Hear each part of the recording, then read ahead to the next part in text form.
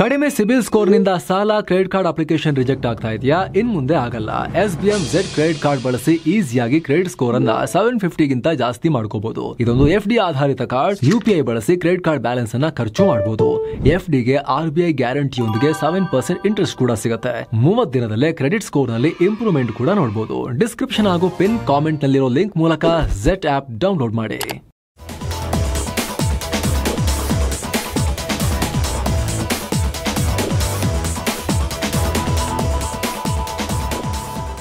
Hi friends, ಇದು ಮಸ್ತ್ಮಗ.com ನ international bulletin ಸುತ್ತು ಜಗತ್ತು. ನಾನು ಅಮರ್ ಪ್ರಸಾದ್. ಪಾಕಿಸ್ತಾನದಲ್ಲಿ ಅಲ್ಲಿನ ಸೇನೆ ಮತ್ತು ಅಲ್ಲಿನ ಬಂಡುಕೋರರ ನಡುವಿನ ಸಂಘರ್ಷ ಭುಗಿಲೆದ್ದಿದೆ. ಪರಿಣಾಮ ಪಾಕಿಸ್ತಾನ ತನ್ನ ಸ್ವಂತ ನೆಲದಲ್ಲೇ ತಾನೇ ಏರ್ ಸ್ಟ್ರೈಕ್ ನಡೆಸಿದೆ.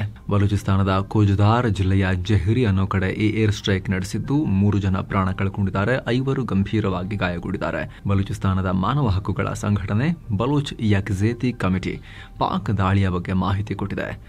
ಸೆಪ್ಟೆಂಬರ್ 17ರ ರಾತ್ರಿ 8 ಗಂಟೆಗೆ ಈ ದಾಳಿಯಾಗಿದೆ. ನಾಗರಿಕರಿದ್ದ ಕಟ್ಟಡದ ಮೇಲೆ ಪಾಕ್ ಸೇನೆ ಈ ದಾಳಿ ಮಾಡಿದೆ. ಬಿಬಿ ಅಮೀನಾ, ಲಾಲ್ ಬಿಬಿ ಮತ್ತು ಮೊಹಮ್ಮದ್ ಹಸನ್ ಅನ್ನೋರನ್ನ ಪಾಕ್ ಸೇನೆ ಹತ್ಯೆ ಮಾಡಿದೆ. ಫೈಟರ್ ಜೆಟ್ಗಳನ್ನು ಮತ್ತು ಡ್ರೋನ್ಗಳನ್ನು ನುಗ್ಗಿಸಿ ಈ ದಾಳಿಯಾಗಿದ್ದು ಇದು ಅಂತಾರಾಷ್ಟ್ರೀಯ ನಿಯಮಗಳ ಸ್ಪಷ್ಟ ಉಲ್ಲಂಘನೆ ಅಂತ ಈ ಕಮಿಟಿ ಹೇಳಿದೆ. ಅಲ್ಲದೆ ಈ ದಾಳಿ ಏನು ಹೊಸತಲ್ಲ. ಕಳೆದ 2 ತಿಂಗಳಲ್ಲಿ ಪ್ರತ್ಯೇಕವಾಗಿ 3 ಸಲ ಈ ಜೆಹ್ರಿ ಪ್ರದೇಶದ ಮೇಲೆ ಪಾಕ್ ಸೇನೆ ದಾಳಿ ಮಾಡಿದೆ. ಅಲ್ಲಿಂದ ಇಲ್ಲಿ ತನಕ ನಿರಂತರವಾಗಿ ಪಾಕ್ ಡ್ರೋನ್ಗಳು ಹಾರಾಟ ನಡೆಸುತ್ತವೆ. ಇದರಿಂದ ಜನ ಆತಂಕಕ್ಕೊಳಗಾಗಿದ್ದಾರೆ ಅಂತ ಬಲೂಚ್ ಕಮಿಟಿ ಹೇಳಿದೆ. ಇನ್ನು ಈ ದಾಳಿಗಳನ್ನು ಪಾಕ್ನ ಮಿಲಿಟರಿ ಮೀಡಿಯಾ ವಿಂಗ್ ISPR ಸಮರ್ಥನೆ ಮಾಡಿಕೊಂಡಿದೆ. ನಾಗರಿಕರನ್ನ ಬಂಡುಕೋರರು ಅಂತ ಲೇಬಲ್ ಮಾಡ್ತಾ ಇದೆ.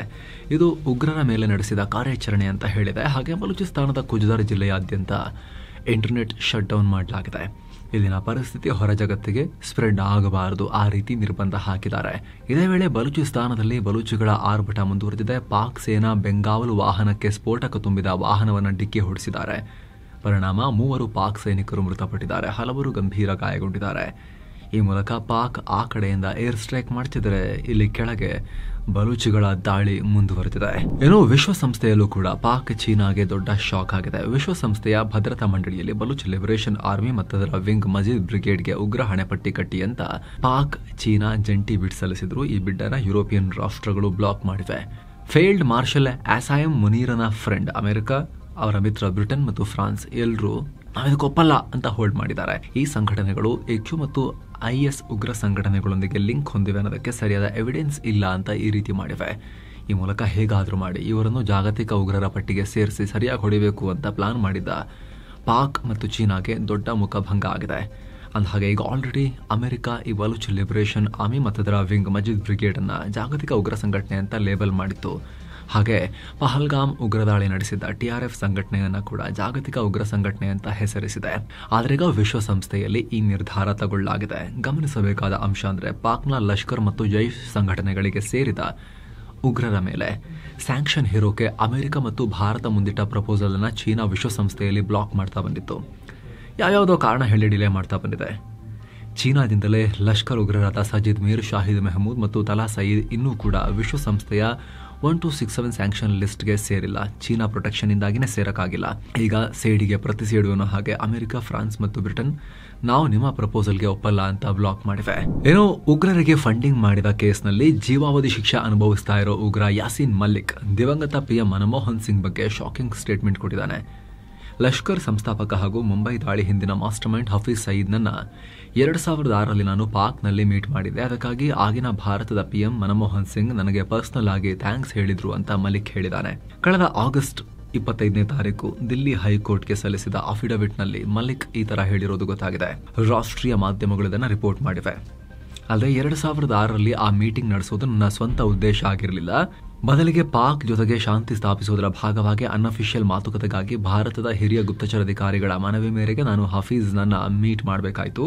2005ರಲ್ಲಿ ಕಾಶ್ಮೀರದಲ್ಲಿ ನಡೆದ ಭೂಕಂಪದ ಬಳಿಕ ನಾನು ಪಾಕಿಸ್ತಾನಕ್ಕೆ ಹೋಗೋಕು ಮುನ್ನ ಇಂಟೆಲಿಜೆನ್ಸ್ ಬ್ಯೂರೋದ ಸ್ಪೆಷಲ್ ಡೈರೆಕ್ಟರ್ VK ಜೋಶಿ ಅವರನ್ನ ದಿಲ್ಲಿಯಲ್ಲಿ ಮೀಟ್ ಮಾಡಿದೆ. ಆಗ ಜೋಶಿ ನನಗೆ PM ಸಿಂಗ್ರ ಶಾಂತಿ ಪ್ರಯತ್ನಕ್ಕೆ ಪಾಕ್ನ ರಾಜಕೀಯ ನಾಯಕರು ಮಾತ್ರ ಅಲ್ಲ, ಹಫೀಜ್ ಸಯೀದ್ ಸೇರಿದಂತೆ ಇತರ ಉಗ್ರ ಸಂಘಟನೆಗಳ ನಾಯಕರು ಕೂಡ ಸಪೋರ್ಟ್ ಮಾಡಬೇಕು, ಆ ಥರ ಅವರೊಂದಿಗೆ ಮಾತಾಡಿ ಬಾ ಅಂತ ಹೇಳಿದರು. ಉಗ್ರ ಸಂಘಟನೆಗಳ ನಾಯಕರೊಂದಿಗೆ ಮಾತುಕತೆ ನಡೆಸದೆ ಪಾಕ್ನೊಂದಿಗೆ ಶಾಂತಿ ಮಾತುಕತೆ ಸಕ್ಸಸ್ ಆಗಲ್ಲ ಅಂತ ನನಗೆ ಹೇಳಿದರು.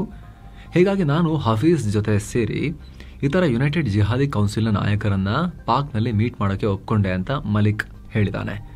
ಈತನ ಅಫಿಡವಿಟ್ನಲ್ಲಿ ಹಫೀಜ್ ಸಯೀದ್ ಜಿಹಾದಿ ಗುಂಪುಗಳ ಸಭೆ ಆಯೋಜಿಸಿದ್ರ ಬಗ್ಗೆ ಕೂಡ ವಿವರಿಸಿದ್ದಾನೆ. ಆ ಮೀಟಿಂಗ್ನಲ್ಲಿ ಉಗ್ರರಿಗೆ ನಾನು ಶಾಂತಿ ಪಾಠ ಮಾಡಿಬಿಟ್ಟೆ. ಇಸ್ಲಾಂನ ಬೋಧನೆಗಳನ್ನು ಉಲ್ಲೇಖಿಸಿ ಯಾರಾದರೂ ನಿಮಗೆ ಶಾಂತಿಯಿಂದ ಇರೋಣ ಅಂತ ಹೇಳಿದ್ರೆ ಅವರೊಟ್ಟಿಗೆ ಶಾಂತಿಯಿಂದ ಇರಬೇಕು ಅಂತ ಆ ನಾಯಕರಿಗೆಲ್ಲ ತಿಳಿಸಿ ನಾನು ಶಾಂತಿಗೆ ಪ್ರಯತ್ನ ಪಟ್ಟಿದ್ದೆ ಅಂತ ಯಾಸೀನ್ ಮಲಿಕ್ ಹೇಳಿದ್ದಾನೆ. ಆದರೆ ಮೀಟಿಂಗ್ನಲ್ಲಿ ನಾನು ಶಾಂತಿಗಾಗಿ ಇಷ್ಟೆಲ್ಲ ಪ್ರಯತ್ನ ಮಾಡಿದ್ರೂ ಕೂಡ ಅದನ್ನು ಮುಂದೆ ರಾಜಕೀಯ ಲಾಭಕ್ಕಾಗಿ ಬಳಸ್ಕೊಳ್ಳಾಯಿತು. ನಾನು ಉಗ್ರರೊಂದಿಗೆ ಎಷ್ಟು ಕ್ಲೋಸ್ ಇದ್ದೀನಿ ಅಂತ ಬಿಂಬಿಸಲಾಯಿತು ಅಂತ ವಿಕ್ಟಿಮ್ ಕಾರ್ಡ್ ಪ್ಲೇ ಮಾಡಿದ್ದಾನೆ ಯಾಸೀನ್ ಮಲಿಕ್. ಈ ಮೀಟಿಂಗ್ ಮುಗಿಸಿ ನಾನು ಭಾರತಕ್ಕೆ ಬಂದ ನಂತರ IB ಅಧಿಕಾರಿಗಳಿಗೆ, ಇಂಟೆಲಿಜೆನ್ಸ್ ಬ್ಯೂರೋ ಅಧಿಕಾರಿಗಳಿಗೆ ಬ್ರೀಫಿಂಗ್ ಕೂಡ ಕೊಟ್ಟಿದೆ. ಅಲ್ಲಿ VK ಜೋಶಿ ಕೂಡ ಇದ್ರು. ನಂತರ ಇಮಿಡಿಯೇಟ್ ಆಗಿ PM ಮನಮೋಹನ್ ಸಿಂಗ್ರನ್ನ ಮೀಟ್ ಮಾಡಿದ್ರ ಬಗ್ಗೆ ಮಾಹಿತಿ ನೀಡಿ ಅಂತ ನನ್ನನ್ನು ಒತ್ತಾಯಿಸಲಾಯಿತು. ಬಳಿಕ ನಾನು ಡಾಕ್ಟರ್ ಸಿಂಗ್ರನ್ನ, ಪ್ರೈಮ್ ಮಿನಿಸ್ಟರ್ನ ಮೀಟ್ ಮಾಡಿದ್ದೆ. ಆಗ national security adviser MK Narayanan ಕೂಡ ಅಲ್ಲೇ ಇದ್ರು. ಆ ಮೀಟಿಂಗ್ನಲ್ಲಿ ಪಾಕ್ ಜೊತೆಗೆ ನಾನು ಶಾಂತಿ ಮಾತುಕತೆಯ ಪ್ರಯತ್ನಕ್ಕೆ ತೋರಿದ ತಾಳ್ಮೆ, ಧೈರ್ಯ ಹಾಗೂ ಸಾಹಸಕ್ಕೆ ಪ್ರಧಾನಿ ಮನಮೋಹನ್ ಸಿಂಗ್ ನನಗೆ ಪರ್ಸನಲಿ ಧನ್ಯವಾದ ಹೇಳಿದ್ರು. ಅಲ್ಲದೆ ಆಗ ಅವರು ನನ್ನನ್ನು ಕಾಶ್ಮೀರದಲ್ಲಿ ಅಹಿಂಸಾ ಚಳವಳಿಯ ಜನಕನನ್ನಾಗಿ ಕನ್ಸಿಡರ್ ಮಾಡೋದಾಗಿ ಭರವಸೆ ಕೊಟ್ಟಿದ್ರು. ಇದೆಲ್ಲದರ ಜೊತೆಗೆ ಮಲಿಕ್ ತಾನು ದಿವಂಗತ ಪ್ರಧಾನಿ ಅಟಲ್ ಬಿಹಾರಿ ವಾಜಪೇಯಿ, ಸೋನಿಯಾ ಗಾಂಧಿ, P ಚಿದಂಬರಂ, IK ಗುಜ್ರಾಲ್ ಸೇರಿ ಹಲವು ಪ್ರಮುಖರನ್ನ ಭೇಟಿಯಾಗಿದ್ದೀನಿ ಅಂತ ತಿಳಿಸಿದ್ದಾನೆ. 1990ರಲ್ಲಿ ತಾನು ಅರೆಸ್ಟ್ ಆದ ಬಳಿಕ ಕಾಶ್ಮೀರ ವಿಚಾರವಾಗಿ ಆಗಿನ ನಾಯಕರಾಗಿದ್ದ VP Singh, Chandrashekhar, PV Narasimha Rao, HD ದೇವೇಗೌಡರು, IK ಗುಜ್ರಾಲ್, ಅಟಲ್ ಬಿಹಾರಿ ವಾಜಪೇಯಿ, ಮನಮೋಹನ್ ಸಿಂಗ್ ವರೆಗೂ ನಾನು ಮಾತುಕತೆಯಲ್ಲಿ ಎಂಗೇಜ್ ಆಗಿದ್ದೆ ಅಂತ ಯಾಸೀನ್ ಮಲಿಕ್ ಹೇಳ್ಕೊಂಡಿದ್ದಾನೆ. ಇದೀಗ ತೀವ್ರ ಚರ್ಚೆಗೆ ಕಾರಣ ಆಗ್ತಾ ಇದೆ. 1990ರಲ್ಲಿ ಶ್ರೀನಗರದಲ್ಲಿ 4 ಏರ್ಫೋರ್ಸ್ ಅಧಿಕಾರಿಗಳನ್ನ ಹತ್ಯೆ ಮಾಡಿದ ಆರೋಪ ಮಲಿಕ್ ಮೇಲಿದೆ. ಜೊತೆಗೆ ಕೇಂದ್ರದ ಮಾಜಿ ಗೃಹ ಮಂತ್ರಿ ಮುಫ್ತಿ ಮಹಮ್ಮದ್ ಸಯೀದ್ರ ಪುತ್ರಿ ರುಬಿಯಾರನ್ನ ಅಪಹರಿಸಿದ್ದು, ಹಾಗೆ ಕಾಶ್ಮೀರಿ ಪಂಡಿತರ ಗಡಿಪಾರು ಮಾಡಿರೋ ಆರೋಪ ಎಲ್ಲ ಮಲಿಕ್ ಮೇಲಿದೆ. ಹಾಗೆ ಉಗ್ರರಿಗೆ ಫಂಡಿಂಗ್ ಮಾಡಿದ ಆರೋಪ ಕೂಡ ಇದೆ. ಹೀಗಾಗಿ ಈತನ ಹೇಳಿಕೆ ಈಗ ಹೊಸ ಕೋಲಾಹಲಕ್ಕೆ ಕಾರಣ ಆಗಿದೆ.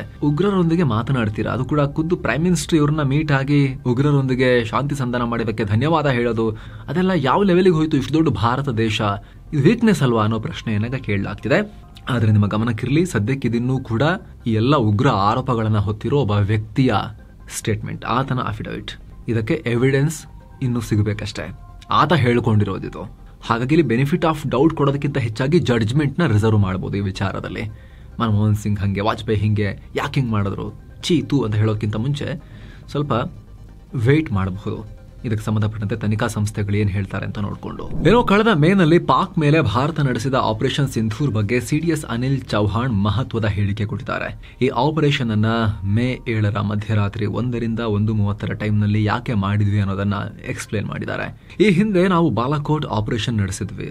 ಆಗ ನಮಗೆ ಅದರ ಸ್ಯಾಟಲೈಟ್ ಇಮೇಜಸ್ ಅಥವಾ ಫೋಟೋ ಪ್ರೂಫ್ ಸಿಕ್ಕಿರಲಿಲ್ಲ.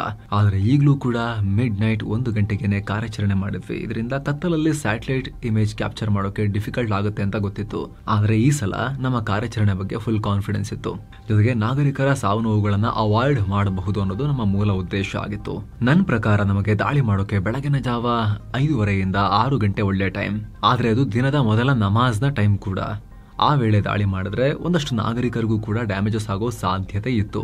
ಹೀಗಾಗಿ ಅದನ್ನ ಅವಾಯ್ಡ್ ಮಾಡಿ ನಾವು ಈ ರೀತಿ ಮಿಡ್ ನೈಟ್ ಮಾಡಿದ್ವಿ ಅಂತ ಚೌಹಾಣ್ ಸ್ಪಷ್ಟನೆ ಕೊಟ್ಟಿದ್ದಾರೆ. ಅಮೆರಿಕ ಅಧ್ಯಕ್ಷ ಡೊನಾಲ್ಡ್ ಟ್ರಂಪ್ ಭಾರತ ಮತ್ತು PM ನರೇಂದ್ರ ಮೋದಿ ಅವರನ್ನ ಮತ್ತೆ ಗುಣಗಾನ ಮಾಡಿದ್ದಾರೆ. ಅವರ ಸ್ಟೇಟ್ಮೆಂಟ್ ಹೇಳ್ತಾ ಹೋಗ್ತೀವಿ ನೋಡಿ. ಈ ಮನುಷ್ಯನ ತಲೆನೇ ಚಂಚಲನೋ, ಒಂದು ಸ್ಟೇಟ್ಮೆಂಟ್ಗೊಂದು ಲಿಂಕ್ ಇಲ್ವಾ, ಏನು ಮಾತಾಡ್ತಾರೆ ಅನ್ನೋದು ಕನ್ಫ್ಯೂಷನ್ ಆಗುತ್ತೆ. ಒಂಥರ ಈ ರಸ್ತೆ ಮೇಲೆ ಎತ್ತು ಮೂತ್ರ ವಿಸರ್ಜನೆ ಮಾಡ್ತಾ ಹಿಂಗೆ ಹೋಗ್ಬಿಡುತ್ತಲ್ಲ ಸೀದಾ, ಆ ಥರ ಟ್ರಂಪ್ ಮಾತಾಡೋದು. ಅದರಲ್ಲಿ ಇರೋ ಕಂಟೆಂಟ್ನ ಹೆಕ್ಕಿ ಆಯ್ಕೊಂಡು ನೀವು ಅರ್ಥ ಮಾಡ್ಕೋಬೇಕು. ನೋಡಿ ಸ್ನೇಹಿತರೆ ಹೆಂಗೆ ಹೇಳಿದ್ದಾರೆ ಅಂತ ಹೇಳಿ. ಸ್ಟಾರ್ಟ್. ಅಮೆರಿಕ ಅಧ್ಯಕ್ಷ ಟ್ರಂಪ್ ಭಾರತ ಮತ್ತು PM ನರೇಂದ್ರ ಮೋದಿ ಅವರನ್ನ ಗುಣಗಾನ ಮಾಡಿದ್ದಾರೆ. ಬ್ರಿಟನ್ ಪ್ರವಾಸ ಕೈಗೊಂಡಿರೋ ಟ್ರಂಪ್ ಈ ವೇಳೆ ಬ್ರಿಟನ್ ಪ್ರಧಾನಿ ಕಿಯರ್ ಸ್ಟಾರ್ಮರ್ ಜೊತೆಗೆ ಜಂಟಿ ಸುದ್ದಿಗೋಷ್ಠಿ ಮಾಡಿ ಭಾರತದ ಬಗ್ಗೆ ಬಂದರೂ ಸೀದಾ ಮೋದಿ ಅವರೊಂದಿಗೆ ಮಾತಾಡಿಬಿಟ್ಟೆ ಅಂತ ಹೇಳಿದ್ದಾರೆ. ನಾನು ಭಾರತದೊಂದಿಗೆ ತುಂಬಾ ಕ್ಲೋಸ್ ಆಗಿದ್ದೀನಿ. PM ಮೋದಿ ಜೊತೆಗೂ ಕೂಡ ಒಳ್ಳೆ ಬಾಂಧವ್ಯ ಇದೆ.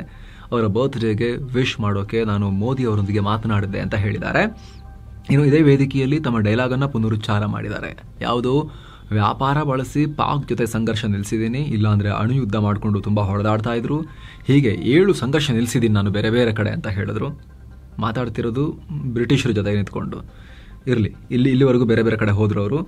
ಆಮೇಲೆ ನೆಕ್ಸ್ಟ್ ಅಜರ್ಬೈಜಾನ್ ಅರ್ಮೇನಿಯಾ ಸಂಘರ್ಷ ನಿಲ್ಲಿಸಿದೀನಿ ಅನ್ನೋದು ಬಿಟ್ಟು ಅಜರ್ಬೈಜಾನ್ ಅಲ್ಬಾನಿಯಾ ಸಂಘರ್ಷ ಅಂತ ಹೇಳಿ ಎಡವಟ್ಟು ಕೂಡ ಮಾಡಿಕೊಂಡ್ರು. ತಮ್ಮ ಜೊತೆ ನಿಂತ್ಕೊಂಡಿದ್ದ ಬ್ರಿಟನ್ ಪ್ರಧಾನಿ ಕಿಯರ್ ಸ್ಟಾರ್ಮರ್ ಅವರು ಮುಜುಗರದಿಂದ ನೋಡ್ತಿದ್ರು. ಈ ಮನುಷ್ಯ ಬಂದಿರೋದೇನಕ್ಕೆ, ನನ್ನ ಪಕ್ಕದಲ್ಲಿ ನಿಲ್ಸ್ಕೊಂಡಿರೋದೇನಕ್ಕೆ, ಮಾತಾಡ್ತಿರೋದು ಯಾವ ಟಾಪಿಕ್ ಅಂತ ಹೇಳಿ ನೋಡ್ತಾ ಇದ್ರು ಅವರು. ನೀವು ಪ್ಯಾಲೆಸ್ತೇನನ್ನ ರಾಷ್ಟ್ರ ಅಂತ ಗುರುತಿಸೋ ನಿರ್ಧಾರಕ್ಕೆ ನನ್ನ ಒಪ್ಪಿಗೆ ಇಲ್ಲ ಅಂತ ಅವರಿಗೂ ಕೂಡ ಆಮೇಲೆ ಹೇಳಿದ್ರು ಬ್ರಿಟಿಷ್ ಪ್ರೈಮ್ ಮಿನಿಸ್ಟರ್ಗೆ ಎಲ್ಲರ ಮುಂದೆನೆ. ನಿಮ್ಮ ಜೊತೆ ಇರೋ ಹಲವು ಭಿನ್ನಾಭಿಪ್ರಾಯಗಳಲ್ಲಿ ಇದು ಕೂಡ ಒಂದು ಸ್ವಾಮಿ ಅಂತ ಹೇಳಿದ್ರು. ಹಮಾಸ್ನ ಅಕ್ಟೋಬರ್ ದಾಳಿಯನ್ನು ನಾವೆಲ್ಲ ನೆನಪಿಸ್ಕೊಳ್ಬೇಕ್ರಿ ಅಂತ ಹೇಳಿದ್ರು.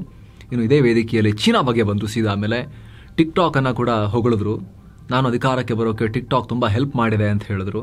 ಆಮೇಲೆ ಸೀದಾ ಅಫ್ಘಾನಿಸ್ತಾನಕ್ಕೆ ಬಂದರು. ಅಫ್ಘಾನಿಸ್ತಾನದ ಬಾಗ್ರಾಮ್ ವಾಯುನೆಲೆಯನ್ನು ವಾಪಸ್ ನಮ್ಮ ವಶಕ್ಕೆ ಪಡೆಯೋಕ್ಕೆ ನಾವು ಟ್ರೈ ಮಾಡ್ತಾ ಇದ್ದೀವಿ, ನಮಗೆ ಅದರ ಅಗತ್ಯತೆ ಇದೆ ಅಂತ ಹೇಳಿದ್ರು.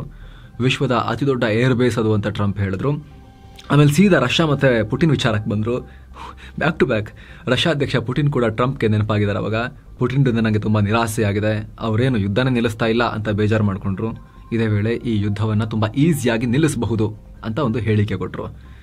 ಇದೆಲ್ಲ ಕೇಳಿ ಮುಗಿಸುವಷ್ಟರಲ್ಲಿ ಅಲ್ಲಿದ್ದವರೆಲ್ಲ ಏನು ಯಾವುದಕ್ಕೆ ಮಹತ್ವ ಕೊಡೋದು, ಏನು ಇದರಲ್ಲಿ ಯಾವುದಕ್ಕೆ ಏನು ಸಂಬಂಧ, ಲಿಂಕ್ ಹೇಗೆ, ಇವ್ರು ಯಾಕೆ ಇಷ್ಟೊಂದು ಜಗತ್ತಿನಾದ್ಯಂತ ಪರ್ಯಟನೆ ಮಾಡ್ತಾ ಇದ್ದಾರೆ, ಬ್ರಿಟಿಷ್ ಪ್ರೈಮ್ ಮಿನಿಸ್ಟರ್ ಒಟ್ಟಿಗೆ ಜಾಯಿಂಟ್ ಪ್ರೆಸ್ ಕಾನ್ಫರೆನ್ಸ್ ಮಾಡಬೇಕಾದ್ರೆ ಅಂತೇಳಿ ತಲೆ ಕೆಡಿಸ್ಕೊಳ್ತಾ ಇದ್ರು ಎಲ್ಲರೂ ಕೂಡ.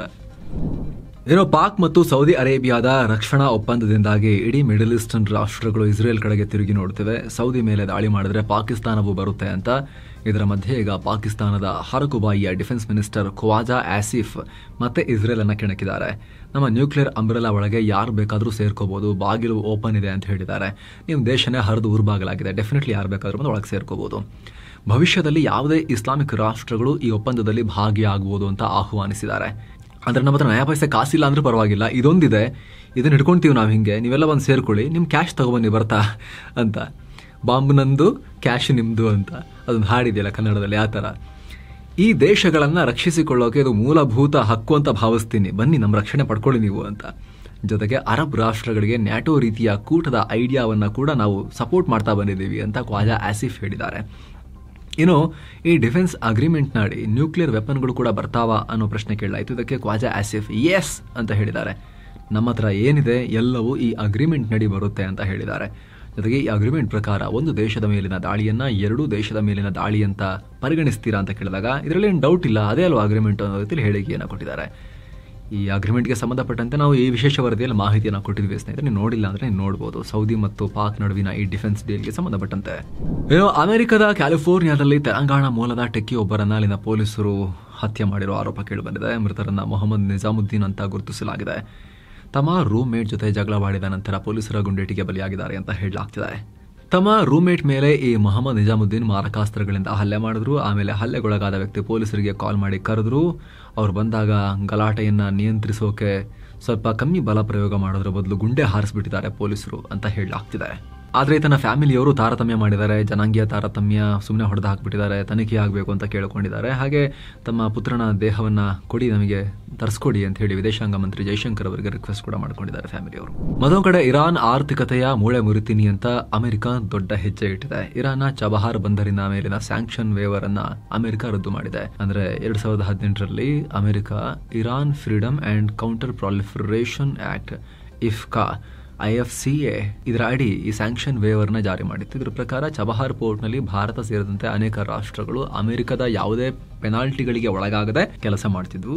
ಈಗ ಆ ವಿನಾಯಿತಿಯನ್ನ ಅಥವಾ ರಿಯಾಯಿತಿಯನ್ನ ವೇವರ್ ಅನ್ನ ಕ್ಯಾನ್ಸಲ್ ಮಾಡಲಾಗಿದೆ. ಇಡೀ ಇರಾನ್ ಅನ್ನ ಸಂಪೂರ್ಣವಾಗಿ ಐಸೋಲೇಟ್ ಮಾಡೋಕೆ, ಇರಾನ್ ಮೇಲೆ ಪ್ರೆಷರ್ ಹೇರೋಕೆ ಅಧ್ಯಕ್ಷ ಟ್ರಂಪ್ ಈ ಕ್ರಮ ತಗೊಂಡಿದ್ದಾರೆ ಅಂತ ಅಮೆರಿಕದ ಸ್ಟೇಟ್ ಡಿಪಾರ್ಟ್ಮೆಂಟ್ ತಿಳಿಸಿದೆ. ಈ ಕ್ರಮ ಸೆಪ್ಟೆಂಬರ್ 29ರಲ್ಲಿ ಜಾರಿಗೆ ಬರುತ್ತೆ. ಈ ಡೇಟ್ ನಂತರ ವರ್ಕ್ ಮಾಡೋರ ವಿರುದ್ಧ ಅಮೆರಿಕ ಸ್ಯಾಂಕ್ಷನ್ ಹೇರುತ್ತೆ. ಹೀಗಾಗಿ ಅಗೇನ್ ಭಾರತಕ್ಕೆ ಈಗ ಇಂಡೈರೆಕ್ಟ್ ಆಗಿ ಪೆಟ್ಕೊಡಕ್ಕೆ ಹೊರಟಿದ್ದಾರೆ ಟ್ರಂಪ್ ಮಹಾಶಯ. ಈ ಚಬಹಾರ್ ಬಂದರು ಭಾರತಕ್ಕೆ ತುಂಬಾ ಇಂಪಾರ್ಟೆಂಟ್. ಇಲ್ಲಿ ಭಾರತದ ಬಿಲಿಯನ್ ಡಾಲರ್ ಹೂಡಿಕೆ ಇದೆ. ಪಾಕಿಸ್ತಾನವನ್ನು ಬೈಪಾಸ್ ಮಾಡಿ ಅಫ್ಘಾನಿಸ್ತಾನಕ್ಕೆ ಮತ್ತು ಮಧ್ಯ ಏಷ್ಯಾಗೆ ಕನೆಕ್ಟಿವಿಟಿಯನ್ನು ತಗೊಳ್ಳೋಕೆ ಭಾರತ ಪ್ಲಾನ್ ಹಾಕಿ ಮಾಡಿರೋದು. ಚಬಹಾರ್ ಬಂದರಲ್ಲಿ ಹೂಡಿಕೆ ಮಾಡೋ ಮೂಲಕ ಭಾರತ ಅರಬ್ಬಿ ಸಮುದ್ರದಲ್ಲಿ ಚೀನಾದ ಪ್ರೆಸೆನ್ಸ್ಗೆ ಕೌಂಟರ್ ಕೊಡೋ ಪ್ಲಾನ್ ಇಟ್ಕೊಂಡಿತ್ತು. ಹೀಗಾಗಿ ತುಂಬಾ ದೊಡ್ಡ ಪೆಟ್ಕೊಡೋಕೆ ಟ್ರಂಪ್ ಹೊರಟಿದ್ದಾರೆ ಭಾರತಕ್ಕೆ. ಇಲ್ಲೂ ಕೂಡ ಚಬಹಾರ್ ಪೋರ್ಟ್ ವಿಚಾರದಲ್ಲೂ ಕೂಡ ಏನೋ ಭಾರತ ಚೀನಾ ಮೇಲೆ ಟ್ಯಾರಿಫ್ ಹೇರಿದಕ್ಕೆ ರಷ್ಯಾ ಮತ್ತೆ ಅಮೆರಿಕಗೆ ಎಚ್ಚರಿಕೆ ಕೊಟ್ಟಿದೆ. ಭಾರತ ಚೀನಾ ಪ್ರಾಚೀನ ನಾಗರಿಕತೆಗಳು, ಅವರಿಗೆ ಸುಂಕ ಅದು ಇದು ಅಂತ ಬೆದರಿಕೆ ಹಾಕಿದ್ರೆ ಅದು ಸರಿ ಬರಲ್ಲ, ಆ ರೀತಿ ಹೆದರಿಸೋಕೆ ಪ್ರಯತ್ನ ಪಟ್ಟರೆ ಅದು ವರ್ಕೌಟ್ ಆಗಲ್ಲ ಇವ್ರ ಹತ್ರ ಅಂತ ಹೇಳಿಕೆಯನ್ನ ಕೊಟ್ಟಿದ್ದಾರೆ. ರಷ್ಯಾ ವಿದೇಶಾಂಗ ಸಚಿವ ಸೆರ್ಗೆ ಲವ್ರೋವ್ ಹೇಳಿದ್ದಾರೆ, ಅಂದ್ರೆ ನೋಡ್ರಿ, ನಾವೆಲ್ಲರಿಗೂ ಎಷ್ಟು ರೆಸ್ಪೆಕ್ಟ್ ಮಾಡ್ತೀವಿ, ನಾವು ಅರ್ಥ ಮಾಡ್ಕೊಳ್ತೀವಿ ಭಾರತದ ನಾಗರಿಕತೆ ಮತ್ತು ಪರಂಪರೆ, ಚೀನಾದ ನಾಗರಿಕತೆ ಮತ್ತು ಪರಂಪರೆ, ಅವರ ರಾಷ್ಟ್ರದ ಸ್ವಾಭಿಮಾನ ಎಲ್ಲ ನಾವು ಅರ್ಥ ಮಾಡ್ಕೊಳ್ತೀವಿ, ಅಮೆರಿಕನ್ಸ್ ರೆಸ್ಪೆಕ್ಟ್ ಮಾಡಲ್ಲ ಅದನ್ನೆಲ್ಲ ಅನ್ನೋ ರೀತಿಯಲ್ಲಿ ಇವರು ಹೇಳಿಕೆ ಕೊಟ್ಟಿದ್ದಾರೆ. ಅಲ್ಲದೆ ಅಮೆರಿಕ ನಮ್ಮ ಮೇಲೂ ಕೂಡ ಸ್ಯಾಂಕ್ಷನ್ ಹೇರ್ತಾ ಬರ್ತಾ ಇದೆ, ಇದರಿಂದ ನಮಗೇನು ಕಷ್ಟ ಆಗ್ತಿಲ್ಲ, ಇದರಿಂದ ನಮ್ಮ ತೈಲಕ್ಕೆ ಚೀನಾ, ಭಾರತದಂತ ಹೊಸ ಮಾರ್ಕೆಟ್ಗಳು ಸಿಕ್ಕಿವೆ ಅಂತ ರಷ್ಯಾ ಹೇಳಿದೆ. 7ನೇ ಶತಮಾನದ ಕಾನೂನು ತರೋಕೆ ಹೋಗ್ತಿರೋ ಅಫ್ಘಾನ್ ತಾಲಿಬಾನಿಗಳು ಈಗ ಮತ್ತೊಂದು ಅಪಾಯಕಾರಿ ನಿರ್ಧಾರ ತಗೊಂಡಿದ್ದಾರೆ. ಮಹಿಳಾ ಲೇಖಕಿಯರು ಬರೆದಿರೋ ಪುಸ್ತಕಗಳನ್ನ ಅಫ್ಘಾನ್ ಯೂನಿವರ್ಸಿಟಿಗಳಿಂದ ರಿಮೂವ್ ಮಾಡಿದ್ದಾರೆ. ಮಹಿಳೆಯರು ಬರೆದಿರೋದನ್ನ ಓದಂಗೂ ಇಲ್ಲ ಅಂತ. ಲೇಖಕಿಯರು ಆಗಂಗಿಲ್ಲ ಮಹಿಳೆಯರಿನಲ್ಲಿ. ಜೊತೆಗೆ ಮಾನವ ಹಕ್ಕುಗಳು ಮತ್ತು ಲೈಂಗಿಕ ವಿಚಾರದ ಬಗ್ಗೆ ಮತ್ತು ಪುರುಷರಿಂದ ಆಗುವ ಲೈಂಗಿಕ ಕಿರುಕುಳದ ಬಗ್ಗೆ ಬೋಧನೆ ಮಾಡಂಗಿಲ್ಲ ಅಂತ ನಿರ್ಬಂಧ ಹೇರಿದ್ದಾರೆ. ಮಹಿಳೆಯರು ಬರೆದಿರೋ 140 ಪುಸ್ತಕಗಳು ಸೇರಿ 680 ಪುಸ್ತಕಗಳನ್ನು ಯೂನಿವರ್ಸಿಟಿಗಳಿಂದ ತೆಗೆದುಹಾಕಲಾಗಿದೆ. ತಾಲಿಬಾನ್ ನಿಯಮಗಳು ಮತ್ತು ಶರಿಯಾ ಕಾನೂನಿಗೆ ವಿರುದ್ಧ ಅಂತ ತಾಲಿಬಾನಿಗಳು ಇಂತಹ ನಿರ್ಧಾರವನ್ನ ಮಾಡಿದ್ದಾರೆ. ಏನೋ ಜೆನ್ಜಿಗಳ ದಂಗೆ ಇದ್ದ ಸೇನೆಯ ರಕ್ಷಣೆಯಲ್ಲಿದ್ದ ನೇಪಾಳ ಮಾಜಿ ಪ್ರಧಾನಿ KP ಶರ್ಮಾ ಒಲಿ ಮರಳಿ ಗೂಡು ಸೇರಿದ್ದಾರೆ. ತಮ್ಮ ಖಾಸಗಿ ನಿವಾಸಕ್ಕೆ ವಾಪಸ್ ಆಗಿದ್ದಾರೆ. ನೇಪಾಳ ಸೇನೆ ಅದನ್ನ ಕನ್ಫರ್ಮ್ ಮಾಡಿದೆ. ರಿಪೋರ್ಟ್ಸ್ ಪ್ರಕಾರ ನೇಪಾಳದ ಭಕ್ತಪುರ ಜಿಲ್ಲೆಯ ಗುಂಡು ಅನ್ನೋ ಏರಿಯಾದಲ್ಲಿದ್ದಾರೆ ಅಂತ ಹೇಳಿ ಮಾಹಿತಿ ಬರ್ತಾ ಇದೆ. ಅಲ್ಲೊಂದು ಮನೆ ಇದೆ, ಅವ್ರದ್ದು ಅಲ್ಲಿದ್ದಾರೆ ಅಂತ. ಸೊ ಫ್ರೆಂಡ್ಸ್, ಇದಾಗಿತ್ತು ಇವತ್ತಿನ ಜಗತ್ತಿನ ಸುತ್ತಾಟ. ಮತ್ತೆ ಭೇಟಿ ಆಗ್ತಿರೋಣ. ನಮಸ್ತೆ.